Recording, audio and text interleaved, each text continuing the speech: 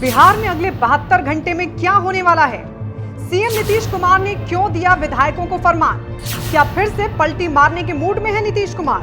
क्या बिहार में अगले 72 घंटे में नीतीश कर देंगे खेला?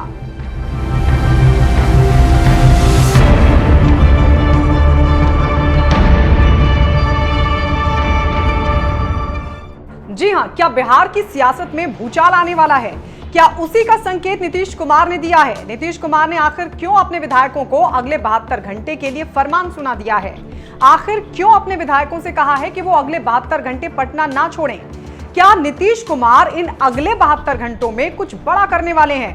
क्या कोई बड़ा फेरबदल होने वाला है बिहार की सियासत में? अगर हां तो क्या वाकई नीतीश एक बार फिर बीजेपी से नाता तोड़ आरजेडी के साथ रिश्ता जोड़ने का फैसला कर चुके हैं? ये इसलिए हम कह रहे हैं क्योंकि नीतीश कुमार के कुछ बयान तो वहीं लालू परिवार से हाल फिलहाल में नजदीकियां इस बात की तरफ इशारा कर रही हैं कि कहीं कुछ तो पक रहा है। चलिए बताते हैं आपको बिहार में नीतीश के 72 घंटों के फरमान के मायने क्या हैं।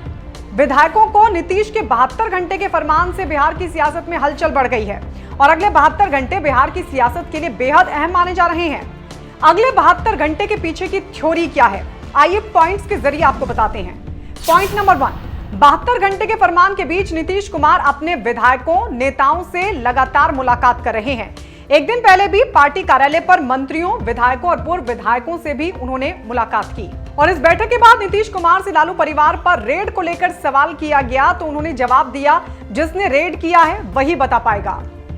नीतीश के इस बयान को केंद्र की बीजेपी पर निशाने के तौर पर देखा जा रहा है।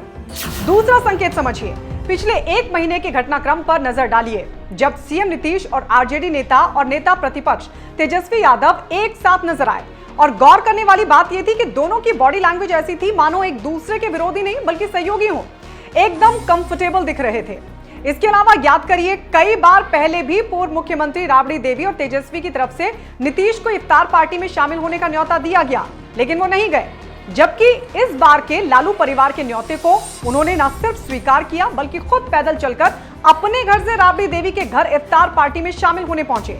इतना ही नहीं, आरजेडी के बाद फिर जेडीयू ने भी इफ्तार पार्टी आयोजित की तो लालू परिवार को न्योता दिया और आरजेडी नेता तेजस्वी भी उनकी इफ्तार पार्टी में न सिर्फ पहुंचे बल्कि दोनों के बीच सियासी केमिस्ट्री भी दिखाई दे रही थी। पॉइंट नंबर 3, इतना ही नहीं, बिहार में जातीय जनगणना के मुद्दे पर तेजस्वी के मुलाकात के लिए समय मांगने पर नीतीश ने उन्हें 24 घंटे के भीतर बुला लिया और भरोसा भी दिया कि वो खुद जातीय जनगणना के पक्ष में है, जिसको लेकर वो जल्द सर्वदलीय बैठक बुलाएंगे। तो ये तो वो संकेत जिससे नीतीश के पलटी मारने का इशारा मिलता है।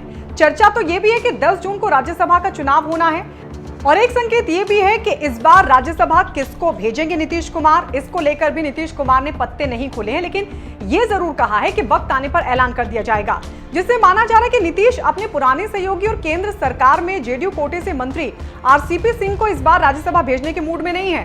कारण है उनसे नाराजगी, वो इसलिए क्योंकि नीतीश कुमार चाहते थे कि 2 राज्य मंत्री पद और 2 कैबिनेट मंत्री पद मिले।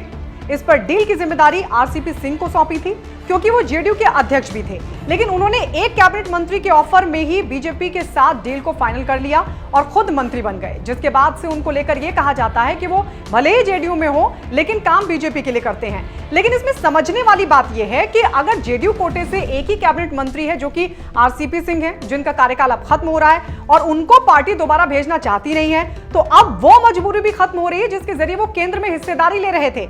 लेकिन मसला ये भी है कि आरसीपी सिंह को साइडलाइन करना इतना भी आसान नहीं होगा।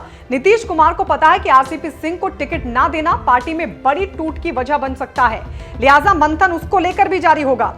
अब सवाल यह है कि ये जो 72 घंटे का फरमान विधायकों मंत्रियों को सुनाया गया है उसके मायने क्या हैं, क्योंकि बताया जा रहा है कि नीतीश बीजेपी से नाता तोड़ तेजस्वी के साथ रिश्ते फिर जोड़ने की प्लानिंग का बीजेपी को पता लग गया था और फिर अचानक सीबीआई का लालू परिवार के यहां रेड, जिसको आरजेडी जेडीयू को करीब आने से रोकने की बीजेपी की रणनीति के तौर पर देखा जा रहा है। खैर, फिलहाल तो तेजस्वी देश से बाहर हैं, उनके आने के बाद सियासी समीकरण क्या कहते हैं यह भी देखना होगा, लेकिन ऐसा माना जा रहा है कि नीतीश कुमार तेजस्वी यादव का इंतजार कर रहे हैं और इन 72 घंटों में बिहार की सियासत में कोई बड़ा उलटफेर हो सकता है।